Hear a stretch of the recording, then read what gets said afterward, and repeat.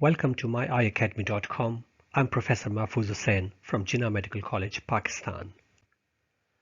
myeyacademy.com is a platform for ophthalmic teaching for everyone.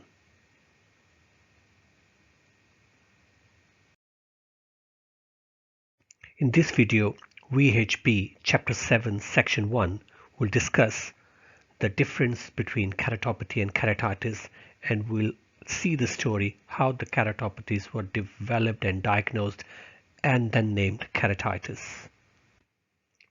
First of all, we'll see what is keratopathy. Any disease or pathology or damage to the cornea was called keratopathy.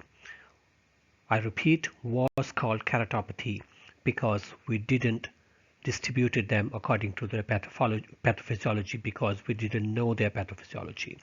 So at that time, any disease, damage, dysfunction or abnormality of the cornea was called keratopathy. Then what happened? We realized that some of the keratopathies are because of inflammation. So those keratopathies which are because of inflammation were named keratitis. Keratitis can be infective keratitis and non-infective keratitis, and we'll discuss that in the next slide. The rest of the corneal diseases were remaining keratopathies.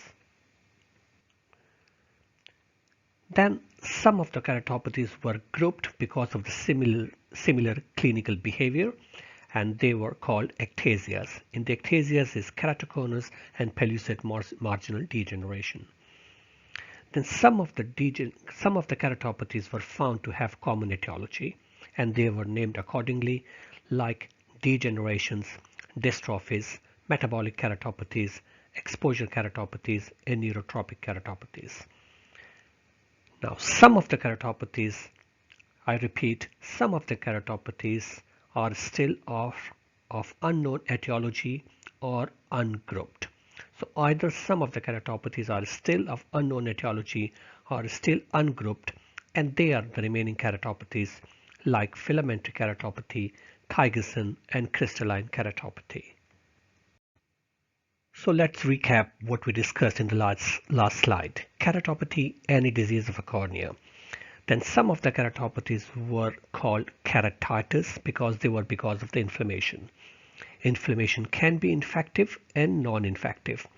So infective keratitis is bacterial keratitis, fungal keratitis, viral keratitis, or protozoa keratitis.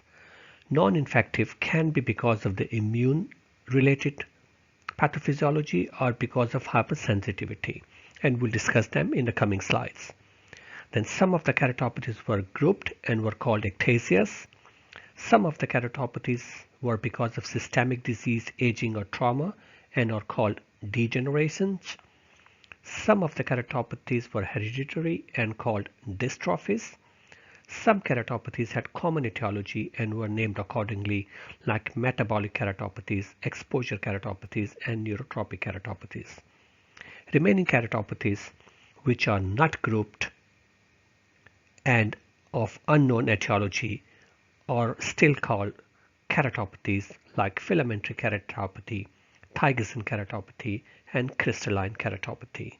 In the coming slides, we'll discuss them in a bit more detail. So first of all, keratitis. As we discussed previously, keratitis can be infective or non-infective. Infective keratitis is bacterial keratitis or bacterial ulcer, fungal keratitis or fungal ulcer, viral keratitis or viral ulcer, and protozoa keratitis or protozoa ulcer. This will be discussed in more detail in Chapter 7, Section 2A, B, C, D, E, and F. Then comes the non-infective inflammatory keratitis. We divide them into immune-mediated and hypersensitivity-mediated. The prime examples of immune-mediated is interstitial keratitis, and the prime example of hypersensitivity-mediated is marginal keratitis and folliculosis. These will be discussed in more detail in VHB 7.3.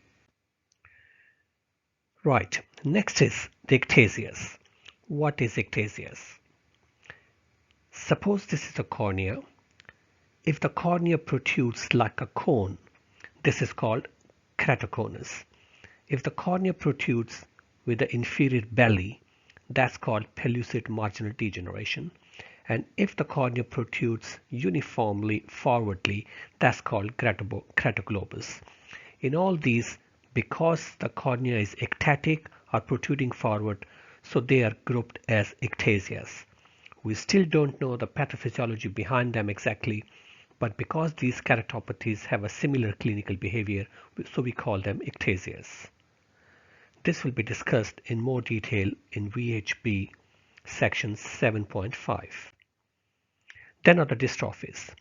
Dystrophies are the lesions which are inherited and not related to any disease. Dystrophies can be anterior, stromal, or posterior. Well, it's an important slide for the MCQs. Anterior dystrophies are in epithelium or the Bowman's membrane, stromal or in the stroma, and the posterior dystrophies are in endothelium or Descemet membrane.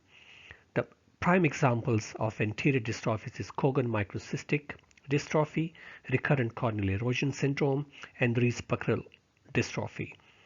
The examples of stromal dystrophies is granular, macular, lattice, and crystalline dystrophy, while the prime examples of posterior dystrophies are Fuchs endothelial dystrophy or cornea guttata, posterior polymorphous dystrophy, and congenital hereditary endothelial dystrophy or CHED.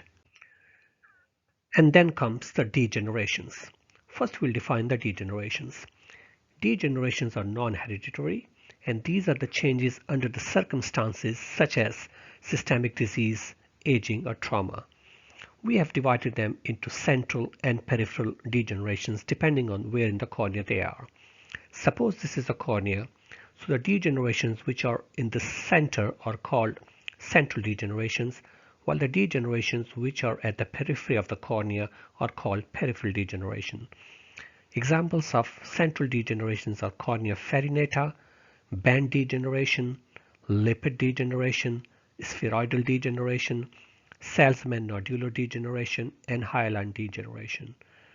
The examples of peripheral degenerations are, the prime example is arcus senilis, then is the limbal girdle of warts, crocodile chagrin, tennis marginal degeneration, and Murine ulcer may be included, or some books don't include it. You can see or read the details of these degenerations in textbook if you like. Then are the metabolic keratopathies. Metabolic keratopathies are because of metabolic diseases, and the prime examples are cystinosis, mucopolysaccharidosis, and Wilson disease. Then are the exposure keratopathies. Exposure is usually because of the incomplete lid closure. Incomplete lid closure may be because of paralysis like in facial nerve palsy, because of the reduced tone like in Parkinsonism, because of mechanical reasons like the lid scarring which makes unable for the lid to close, and proptosis in which the globe is protruded forward and the lid closing cannot cover the cornea and leads to exposure keratopathy. Then comes the neurotropic keratopathies. These are because of loss of trigeminal innervation to the cornea. That can be because of the tumors that damage the trigeminal nerve, or can be in peripheral neuropathies like diabetes or viral keratitis, which damages the fifth cranial nerve branches. Now the remaining keratopathies. Remember, the remaining keratopathies are not grouped like ectasias and don't have the common or known etiology like the metabolic or exposure or neurotropic. So these remaining keratopathies are filamentary keratopathy, Thigeson keratopathy, and crystalline keratopathy. I hope by now you understand the difference between keratopathy and keratitis, and I hope you know that every disease of the cornea was keratopathy, and then those because of the inflammation were named keratitis, which is infective and non-infective keratitis. Thank you very much for being with me.